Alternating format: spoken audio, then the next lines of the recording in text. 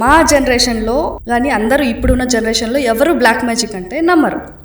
So black magic ఉందా లేదా? చాలా మంది చాలా రకాలుగా జనాలకి మోసం చేస్తుంటారు. నేను అది నేర్చుకోనాను, ఇది నేర్చుకోనాను.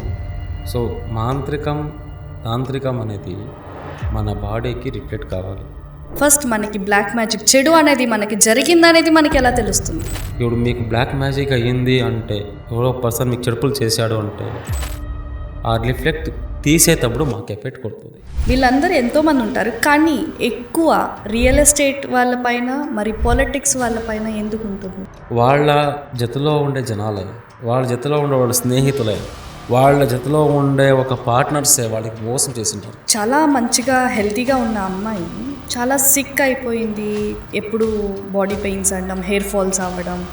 మళ్ళీ అమ్మాయిల్లో ఉన్న ఇప్పుడు చెప్తున్నారు, చాలామంది అమ్మాయిలకి హెయిర్ ఫాల్స్ అవుతుంటుంది, body pains and face dull అయిపోవడం, డార్క్ సర్కిల్స్ కానీ, మళ్ళీ కాన్సన్ట్రేషన్ లేకపోవడం స్టడీస్లో కానీ జాబ్లో కానీ ఏదైనా.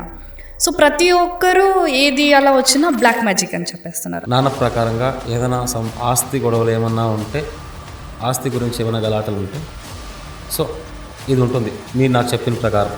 అదే యాక్చువల్గా నిజం. ఇంకొకటి మీదే ఏమన్నా చేయించుకునేదానికి మీతో బ్లాక్ మ్యాజిక్ చేపిస్తారు, ఖచ్చితంగా చేపిస్తారు.